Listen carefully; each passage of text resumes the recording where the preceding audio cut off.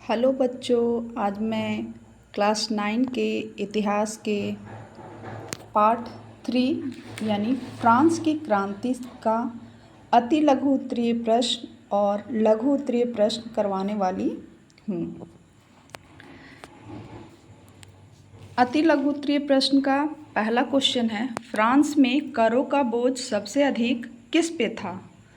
तो साधारण जनता पे, जिसे साधारण वर्ग भी, सर्वसाधारण वर्ग भी कहा जाता था।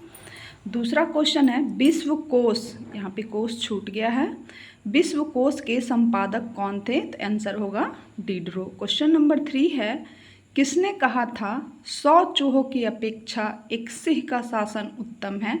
आंसर होगा बाल्तेयर। क्वेश्चन नंबर 4 है, स्टेट जनरल की बैठक किस तिथि को आरंभ हुई? तो आंसर है 5 मई 1789। क्वेश्चन नंबर 5 है, सम्राट लुई 16वें को किस तिथि को फ्रांस फांसी दे दी गई थी? तो आंसर होगा 21 जनवरी 1793। अगर आप इस पूरे पेज का स्क्रीनशॉट लेना चाहते हैं या वीडियो स्टॉप करके लिखना चाहते हैं तो लिख लें।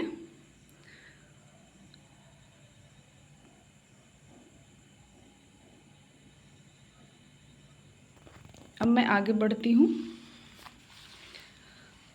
क्वेश्चन नंबर 6 है, नेशनल असेंबली ने मताधिकार किसे दिया?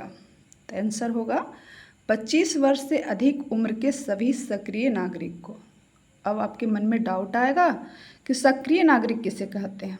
तो सक्रिय नागरिक किसे कहते हैं? जो 25 वर्ष से अधिक उम्र वाले थे।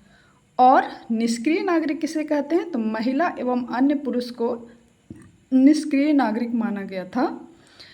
अगला क्वेश्चन देखेंगे, क्वेश्चन नंबर 7, महिला एवं नागरिक अधिकार घोषणा पत्र किसने जारी किया था? आंसर होगा ओलंप दे गौज। अब आएंगे लघु उत्तरीय प्रश्न पे। इसका फर्स्ट क्वेश्चन है, फ्रांस की क्रांति के समय समाज कितने वर्गों में बंटा था? आंसर होगा 3 वर्गों में। इसी में क्वेश्चन जुड़ा हुआ है, तीसरे वर्ग की स्थिति का संक्षिप्त परिचय दे। तो आंसर देख लेंगे, फ्रांस की क्रांति के समय समाज 3 वर्गों में बंटा था। तीसरे वर्ग में आते थे सर्वसाधारण जनता, जिसपे सभी प्रकार का करों का बोझ था। क्वेश्चन नंबर 2 देखेंगे कि फ्रांस की क्रांति में रूसो का क्या योगदान था? आखिर रूसो कौन थे? तो रूसो एक दार्शनिक थे। अब आंसर देखेंगे, फ्रांस की क्रांति में जीन जैक्स रूसो, ये रूसो का पूरा नाम था, का सबसे महत्वपूर्ण योगदान उनके विचारों और दर्शन का था।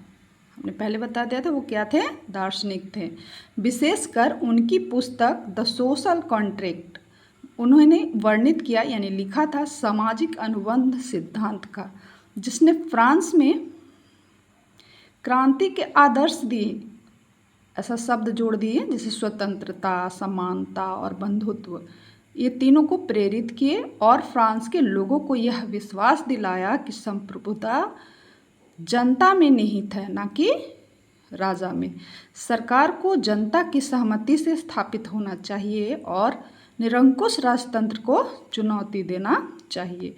और लास्ट में हुआ भी यही, और जब जनता ने ये बात मान ली तो आगे चल के फ्रांस को स्वतंत्रता मिल गया। क्वेश्चन नंबर 3 देखेंगे, मानव एवं नागरिकों के अधिकारों की घोषणा में किस पे बल दिया गया? तो आंसर देखेंगे, मानव एवं नागरिकों के अधिकारों की घोषणा 1789 में व्यक्तिगत स्वतंत्रता, समानता और संपत्ति की सुरक्षा तथा अत्याचारों से मुक्ति के अधिकार पर बल दिया गया।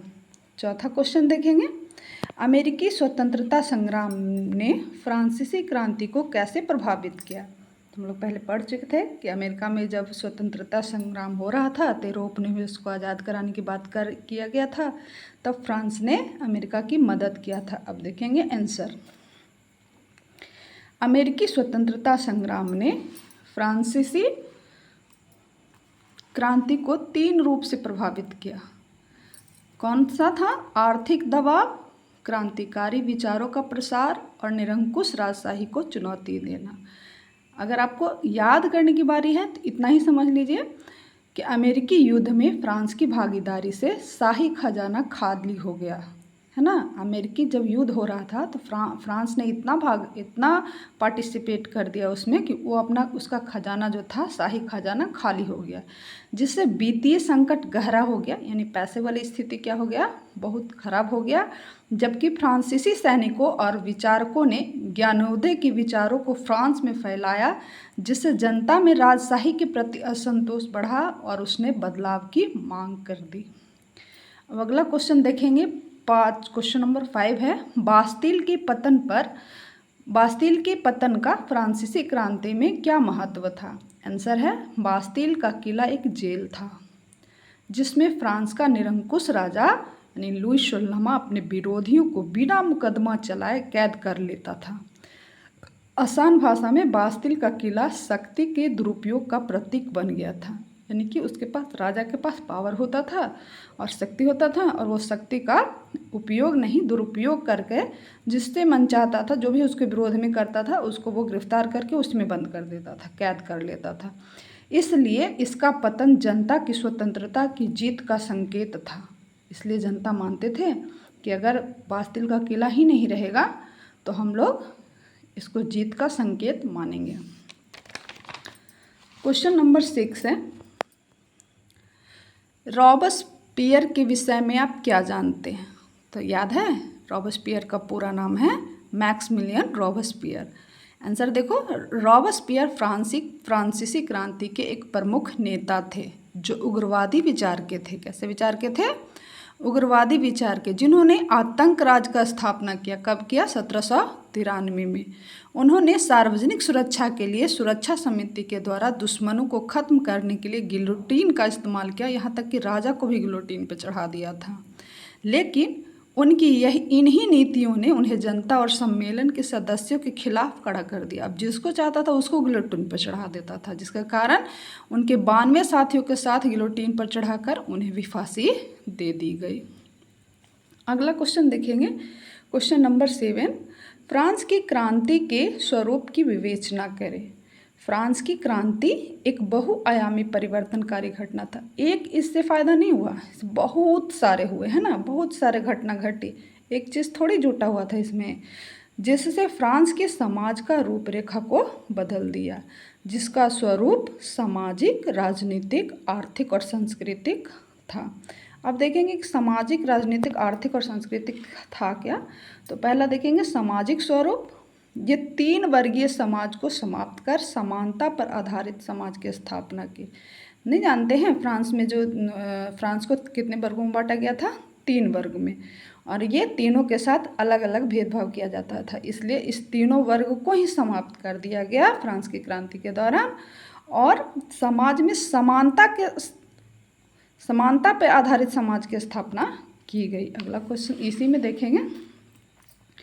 अब था राजनीतिक स्वरूप क्या था। तो राजनीतिक स्वरूप क्या था देखेंगे, राजशाही का अंत कर दिया गया, यानी राजा को ही समाप्त कर दिया गया। गणराज और लोकतंत्र की स्थापना की गई। गणराज यानी जनता का शासन लाया गया और राजतंत्र को समाप्त कर दिया गया, जिसमें क्योंकि राजा क्या था, निरंकुश राज था, जो मन में आता था वो करता था। उनका कहना ही था, क्या था कि मैं ही राज हूँ, है ना, मेरी इच्छा ही कानून है। तो ये सब क्या था, निरंकुश राज का ये एक उदाहरण कह सकते हैं। अगला देखेंगे क्वेश्चन नंबर 3, आर्थिक स्वरूप। अनुचित कर प्रणाली को खत्म कर आर्थिक समानता लाने का प्रयास किया गया, यानी कि इसमें जो कहा गया है कि जो सब तीसरे वर्ग से जो टैक्स लिया जाता था, अब उसे समाप्त कर दिया गया और सभी के लिए जो टैक्स देगा तो तीनों वर्ग देगा, है ना, और समानता लाने का प्रयास किया गया आर्थिक स्वरूप में। इसी में है 4 टॉपिक, सांस्कृतिक और वैचारिक स्वरूप। समानता, स्वतंत्रता और बंधुत्वता के आधुनिक विचारों को प्रचार प्रसार किया गया कि अगर समानता चाहिए तो पूरे देश में यानी पूरे फ्रांस में एक जैसा होना चाहिए। स्वतंत्रता यानी सभी को आज़ादी मिलना चाहिए, और ये काम अकेले नहीं हो सकता है, बंधुत्व यानी भाईचारा के विचार से ही ऐसा संभव हो सकता है। इसलिए वहाँ पे नारा दिया गया समानता, स्वतंत्रता और बंधुत्वता। तो आज वीडियो लंबा ना हो इसलिए आज इतना ही। दीर्घ उत्तरीय प्रश्न मैं अगले वीडियो में करवाऊंगी। धन्यवाद।